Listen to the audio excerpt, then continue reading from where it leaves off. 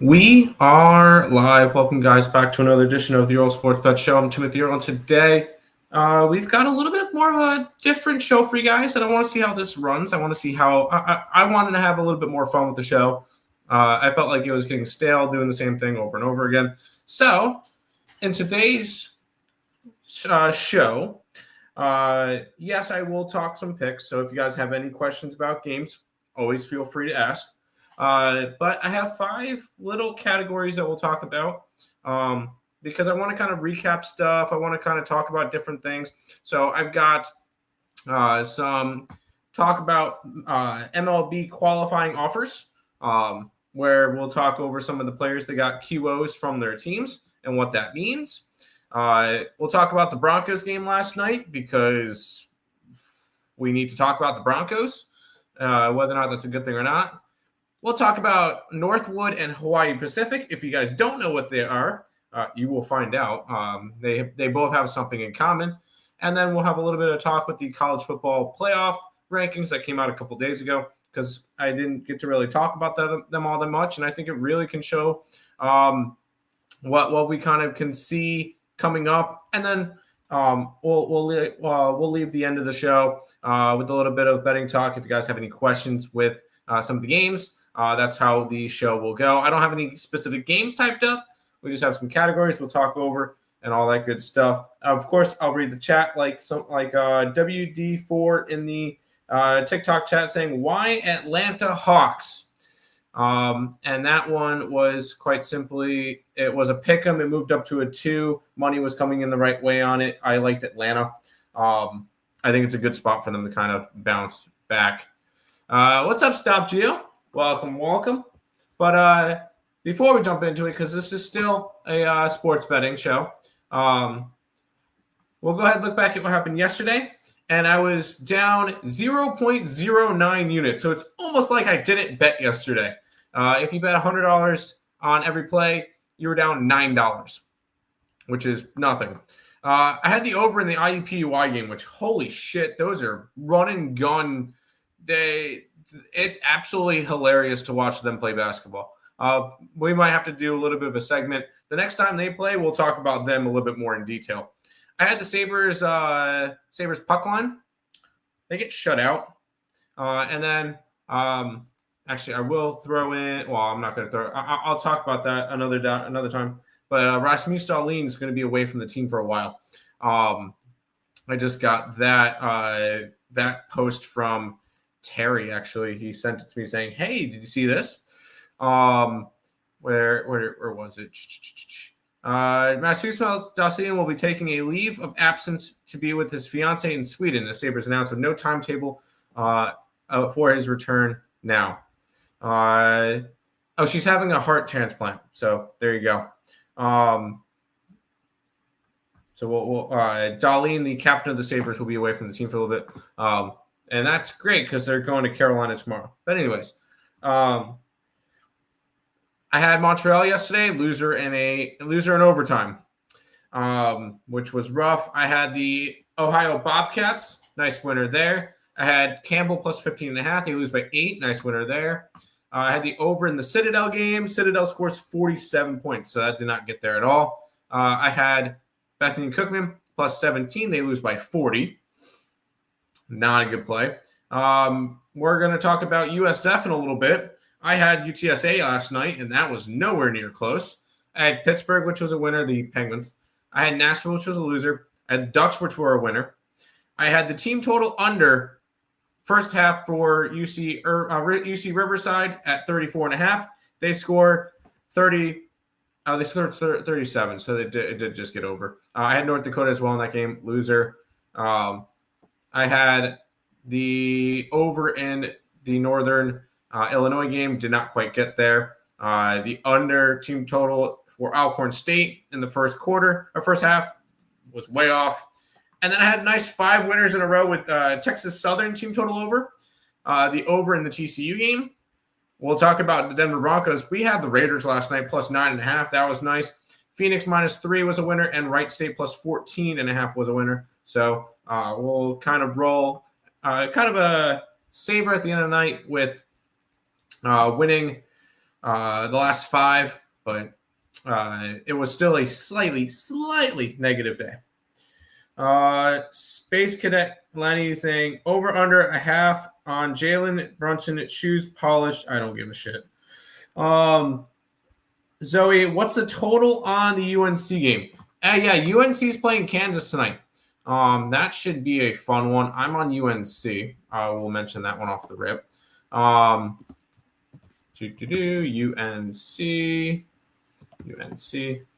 is that's sitting around 159. Mavs or Grizzlies? Grizzlies. Mavs or Grizzlies? Grizzlies. I will always get to your comments, so keep that in mind. Now, with all that out of the way, we'll go ahead and jump into some baseball talk with the qualifying offers. I'll go ahead and pull up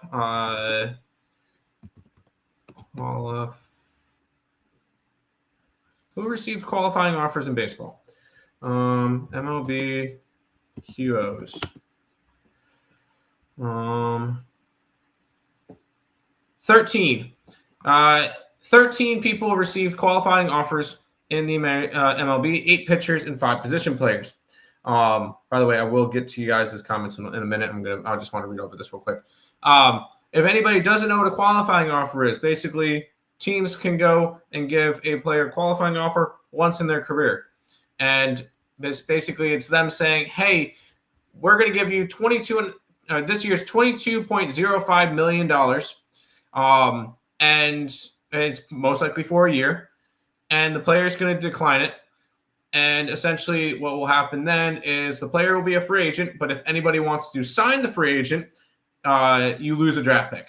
And whoever he leaves gets a QO pick, a compensation pick, which is normally right before the second round at the end of the first round. Like the Mets, the Yankees, and the Dodgers all had one this year.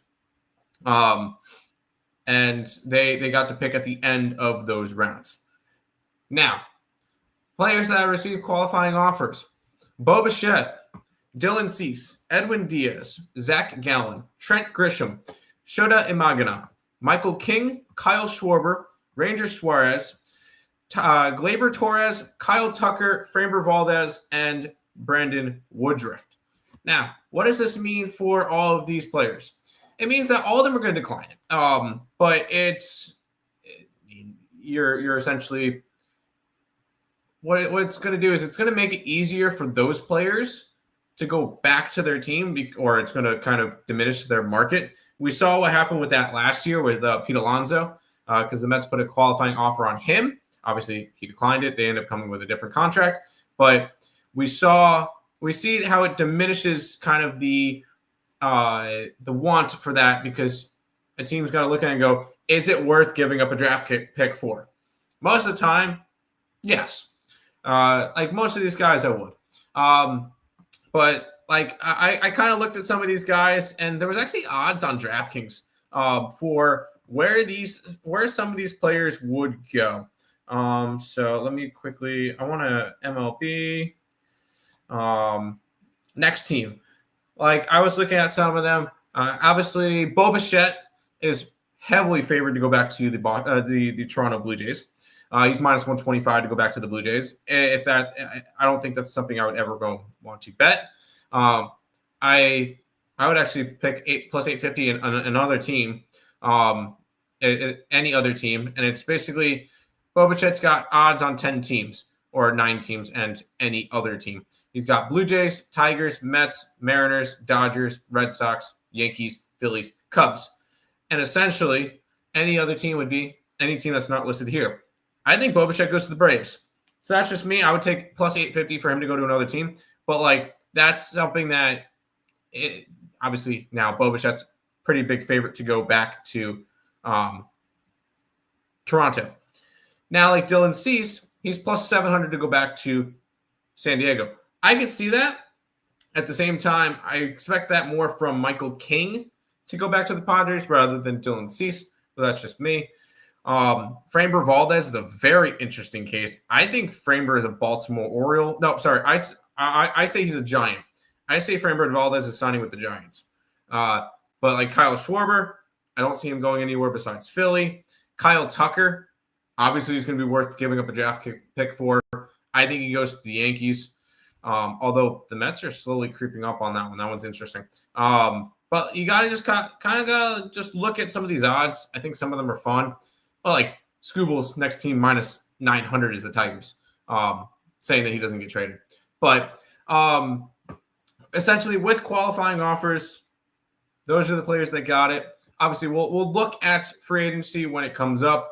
But I just wanted to kind of bring up what a qualifying offer was, if anybody was a little bit confused, because I love baseball, so I'm going to constantly be talking about it. So, but those are qualifying offers. LJ Arroyo saying LaMelo Ball and Kyle Sexton ruled doubtful.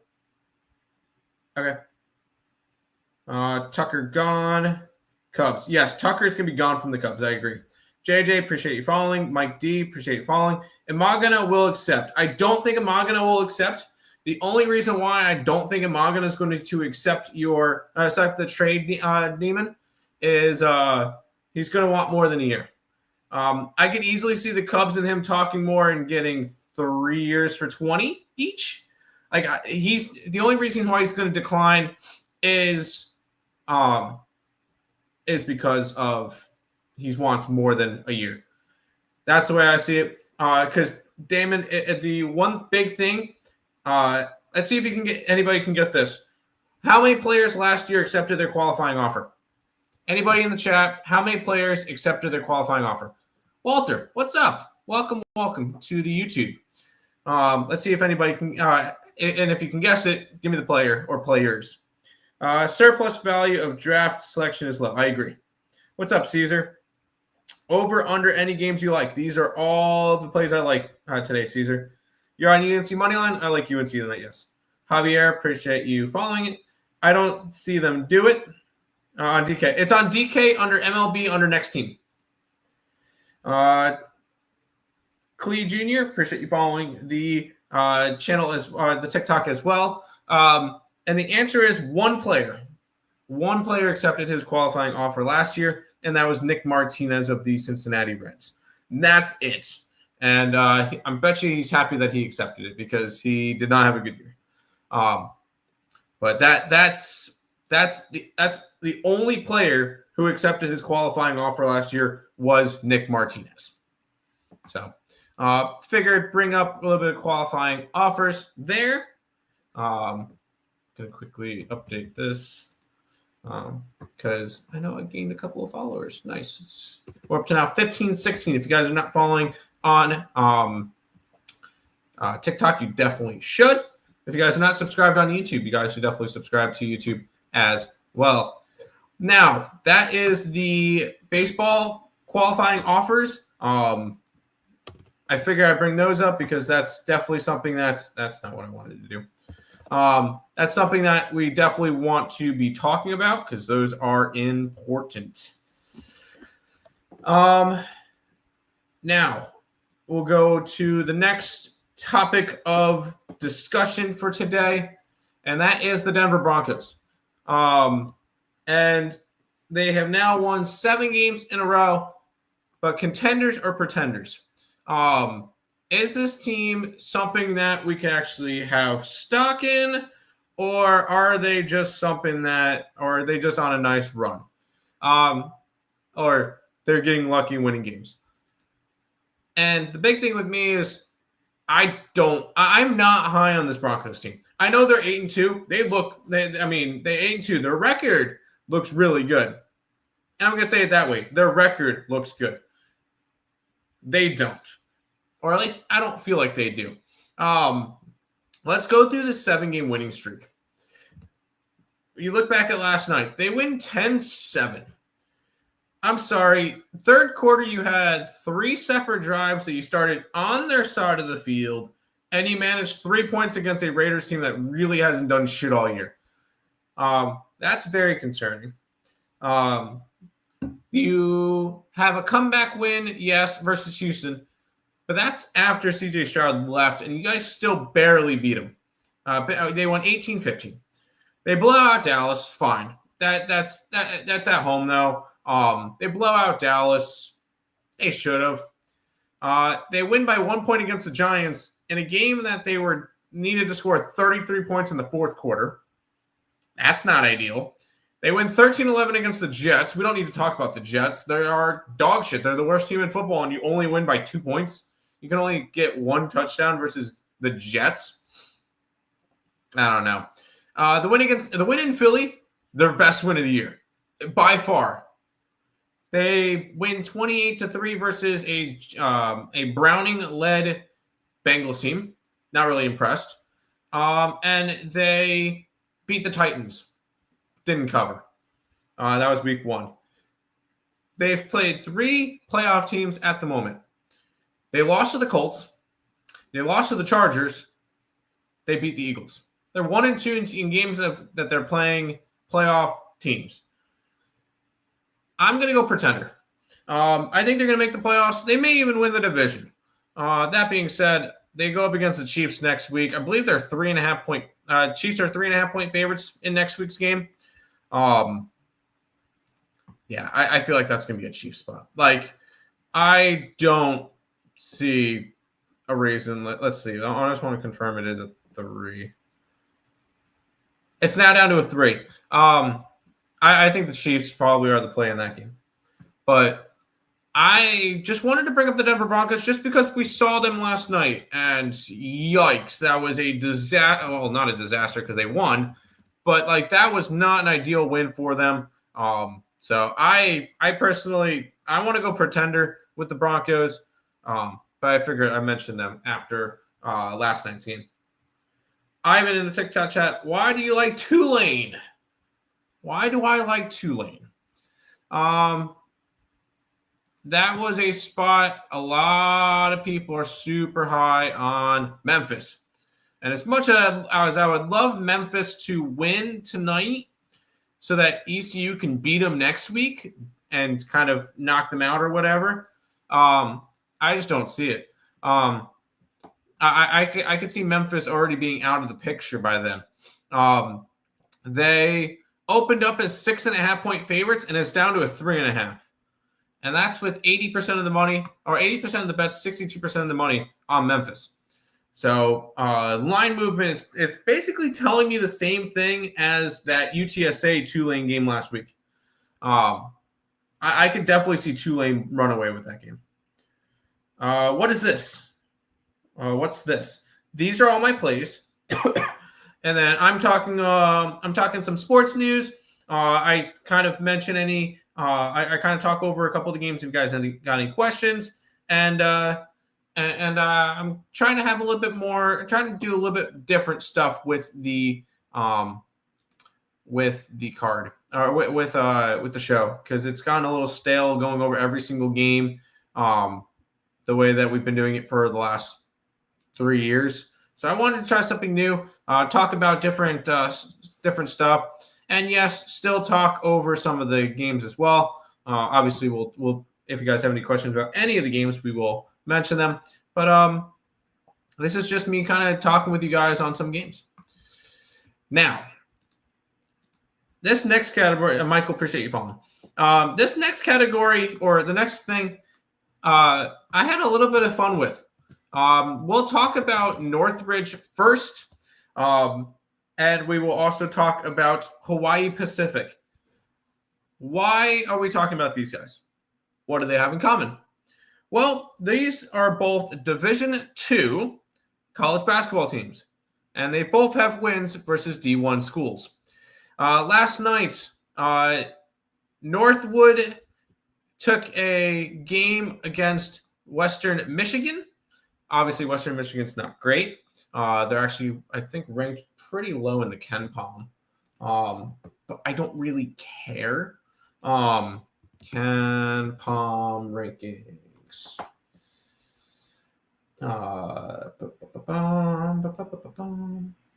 We'll go to Western Michigan.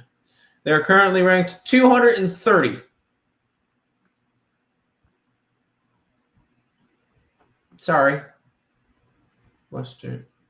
That's Eastern Michigan. Western Michigan is currently ranked 285 in college basketball. So they're not a great team, but the fact that they lose at home to Northwood, which is a Division II school, is definitely not ideal.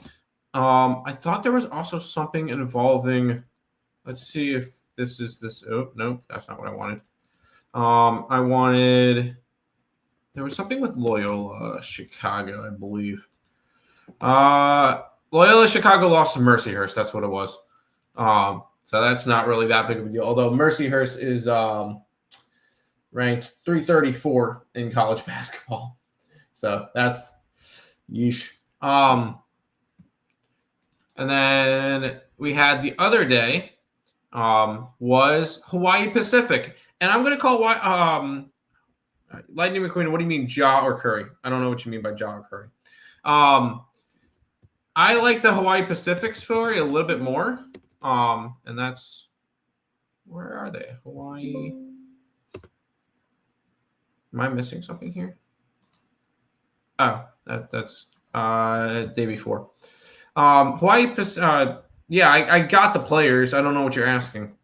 Hawaii Pacific goes and beats Boise State, which was very interesting to see. And both of them taking down Division I schools, and kind of in a very surprising manner, because that one was 79-78, so that one's closer. But both of them coming off of some nice wins. Both of them had a 0.1% chance to win pregame. And I just wanted to bring them up because, hey, that's a pretty cool story. So Northwood and Hawaii Pacific, both with some nice wins in college basketball to start the week. John Morant or Seth Curry, who's better? Curry's got a little bit more, accolades. John Morant hasn't really done shit, so I don't really think I could say anything about John Morant. Have you given out your picks yet? All the picks. If you're interested in looking at the entire card, check out the TikTok. If not, I'll talk to you after the show. Do you like the under in Tulane? I can see the under in Tulane. That kind of, although I want Tulane to score, so I don't know. I don't know about that one. We will head to the final category that I had listed, which is the college football playoff rankings. And I'm going to actually go and pull up a CFP bracket. And this is what we've got after the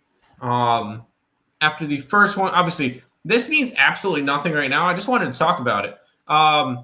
So top 4 teams get a bye, and that is obviously that's going to be Ohio State, Indiana, Texas A&M, Alabama. Are those teams the ones that are supposed to be 1 through 4? Yes. I strongly believe, yes, those are going to be the 1 through 4 teams. Or those are the current teams that are the most deserving at the moment. I think Ohio State probably runs the table, if we're being completely honest. Ohio State, I really don't have any concerns with them. They have Purdue, UCLA, Rutgers, and Michigan. Realistically, this team should run the table. Ohio State. Indiana, I feel like it's very similar too. They should run the table. They've got at Penn State, which they're 14-point favorites. They're against Wisconsin at home, and they go to Purdue. They shouldn't trip up. So we should have 2 12-0 teams in the Big Ten, and those 2 teams will face each other in the conference championship game. And then whoever wins that, I think, deserves the number 1, unless you got Texas A&M, who still has to play At number 22, Missouri. They have to play South Carolina, which will put up a fight. They'll have to play Samford, and they'll have to play at Texas, which at Texas will be fun. By the way, it's Mom. It's Momo. I just like the Hawks today. The line movement, it went from a pick'em to a 2-point favorite. Money was coming in the right way. I just like the line. I think if Texas A&M goes undefeated and wins the SEC championship game, I think they probably get the number 1 seed. But it's just that's going to be difficult to say. Alabama, number 4. Realistically, they should run the table as well. They get LSU, which I believe they're decent-sized favorites against. Oklahoma at home, they should win that game. At home versus Eastern Illinois, throwaway game, and Auburn. So realistically, Alabama should be going 4-0 and finishing 11-1. And then Alabama and A&M realistically should be your SEC championship game. Now, one of them slips. All of a sudden, number 5 seed right now is Georgia, which makes sense. Georgia's one loss is to Alabama. Other than that, they've run their way through their table. They have a win against Tennessee when they were ranked high. They have a win against Ole Miss, who number 6 is Ole Miss. So you've got Georgia, who's got those wins. Ole Miss, they have one loss, and that one is to Georgia. So it makes sense that they have all those teams kind of clustered up. Realistically, Ole Miss should finish the season with one loss. They get the Citadel, they get Florida, and at Mississippi State. Although at Mississippi State's always fun with them because that's a in-state rivalry. Realistically, I don't really see a path where any of those teams lose. They should be big favorites in most of their games. The only one that I think can have a big question mark is Texas A&M going into Mizzou this week. Next up is BYU, who is currently undefeated. They're the 7 seed. I think they get blasted this weekend, though. They got number 8 Texas Tech at Texas Tech. So I think that's going to be their first loss. And then it's going to get tricky from there because they get TCU, Cincinnati, and UCF, where they can easily slip up against one of those and then all of a sudden find themselves on the outside looking into the Big 12 championship game after starting off the year 8-0 and just in a weird spot. But honestly, if they beat Texas Tech, I think that they probably could get through the last 3 games, but that's going to be a big what if. And Texas Tech, which we'll talk about next, is the current 8 seed. So that's interesting too. Texas Tech is my pick to win the Big 12 from preseason. So I have them this weekend, and they're probably going to be a trifecta spot for me because I really like the spot for them. I think Texas Tech blows out BYU. And Texas Tech, I think, will move up. I realistically think Texas Tech could find themselves in the top 4. I think Texas Tech will get a bye. I think it will replace either A&M or Alabama, whoever loses the SEC championship game. So, but that is up to the 8 seed. We'll go 9 through 12 in just a second. We'll go back to the comments for a minute. Do you like the under in Tulane? I like Tulane. So, UNC. Yes, I like UNC. I do. You have your picks out. Yes, I have my picks out already. If you want the picks, Walter, head over to the TikTok. They're all sitting right there, or I could send you them after the. I could send you them afterwards. So, but just actually, I could probably.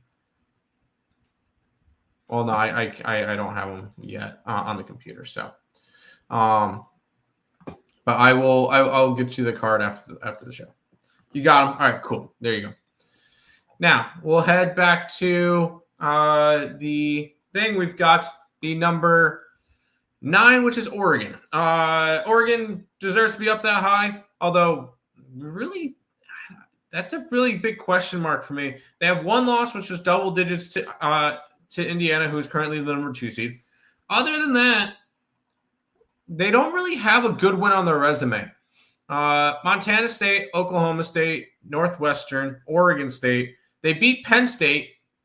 Yeah, we see what happened to them. They beat Rutgers and they beat Wisconsin. None of those are impressive wins to me.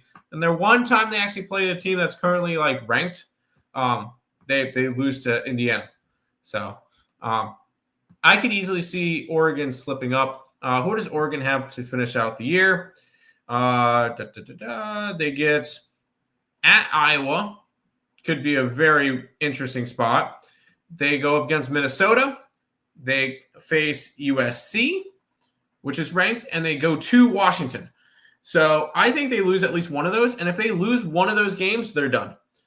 Realistically, in order for them to make the playoff, because they lost to Indiana, they need to run the table. They need to go 11-1. I don't see a 2-loss Oregon making it into the playoff.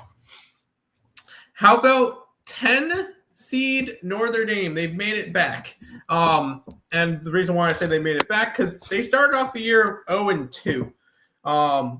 After losses to not USC, Miami, which oof, and then Texas A&M, who's currently third. So they start off there and then rattle off wins against Purdue, Arkansas, Boise State, NC State, USC by double digits, and Boston College.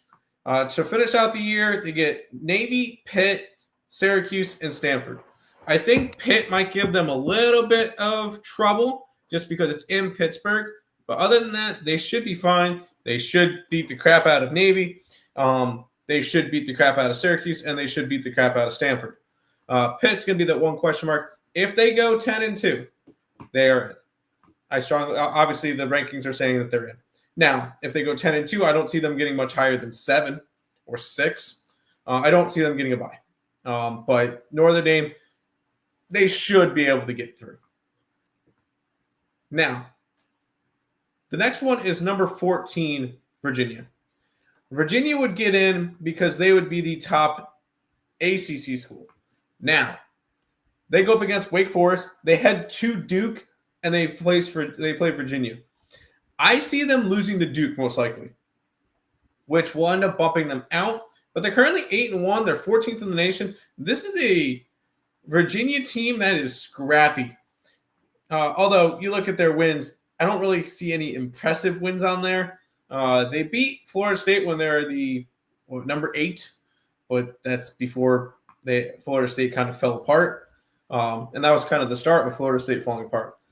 Other than that, wins against Coastal, William & Mary, Stanford, Louisville, which Louisville is now ranked, so at least that's a good win for them. Washington State, UNC, and Cal. So nothing impressive. That the game against Duke is going to mean a lot. Considering that Duke is not even in the rankings, and I believe they're currently favored to win the ACC. So that's interesting. Although Louisville is right behind them at 15th, and then Miami is 18th. This is an ACC that's kind of all messed up to the point where we could possibly, if the ACC screws themselves and like a Duke team wins the ACC, we could possibly see 2 Group of 5 schools in the playoff because it goes to the top 5 conference champions. And although no Group of 5 school is ranked, if you get a 1-loss South Florida and a 1-loss James Madison or a 1-loss San Jose State, I probably put any of those schools in over a 3-loss Duke. So that's kind of a spot that's, what are we gonna get from those? So I kind of feel like the ACC might be screwed unless they get Virginia or Louisville, like one of those 2 schools. If they let Duke win the ACC, might be a little bit of trouble. And then currently the 12 seed is Memphis. They have Memphis as the top Group of 5 school. If it was me, I probably would have put South Florida in there. After this week, I probably will most likely see South Florida in there because I think Tulane could definitely beat Memphis tonight. I don't see Memphis in there. But you also, or if Memphis loses, I can easily see James Madison in there. Because right now, you look at the rankings, there is no group of five. Actually, Memphis is number 22 in the AP rankings. Next up is James Madison at 27. San Diego State, not San Jose State, San Diego State, my bad. San Diego State is at 29. North Texas is at 30. South Florida is at 31. I think South Florida is going to move them way up. But there is definitely some interesting cases for all these schools. And I think that you can definitely have a nice conversation about getting two of those group of five schools in there. But we'll have to see. We'll have to see.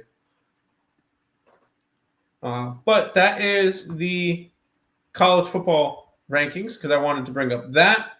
But that is all for that. Real quick, some betting talk if you guys are interested in those. Drew saying, hey, brother, these are your picks for the weekend. These are my picks for today. Just today.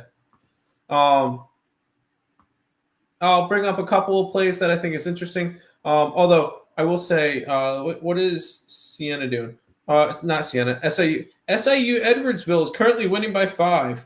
That is nice because I have them plus 7.5. That game started early.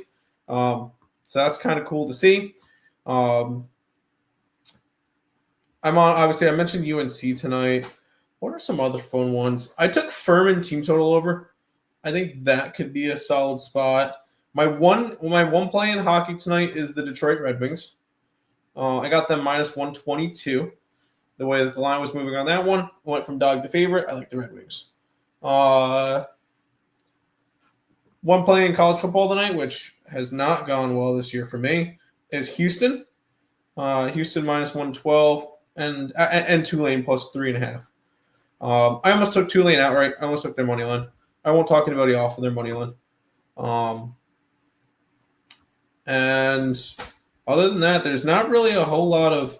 It's a bunch of college basketball, which most of that's going to be. If you guys are interested in becoming a member of the YouTube channel, you guys can become a member, and I will post the card after the show. And then if you guys are interested in all that stuff, or you guys can go over to the picksandparleys.net website. There will be stuff over there for customer appreciation today. But that is going to do it. Let me know what you guys thought of the new show. I had a lot of fun being able to talk over some different stuff, not breaking down every single game. Obviously, when people have questions about games, I will answer every single question about any game that you guys want to talk about. But I had fun being able to talk about some MLB qualifying offers, a little bit of contender-pretender talk, mentioning some fun wins in college basketball Division II schools, and talking a little bit more about the college football playoff. I think the college football playoff talk will be something that we do every Monday. Sorry, not every Monday. Will be Tuesday because it comes out Monday night. I believe it comes out Monday night. So that's something that we'll talk about often. Kind of just any switch ups, any big upsets, whatever the case may be with all of that. And then, yes, we'll always talk some games. But that's going to do it for this edition of the Earle Sports Bet Show. I'm going to be off tomorrow and off Sunday. Obviously, Sunday, I don't do shows to begin with, just because by the time we would start up, most of the games would have been started already. And then tomorrow, I am heading to Raleigh because my Buffalo Sabres are in town. And I get to go see the Sabres and the Canes. So I will not be doing the show because I'm going to be leaving right after work tomorrow. But that's going to do it for this edition of the Earle Sports Bet Show. I'll see you guys on Monday. Peace out, guys.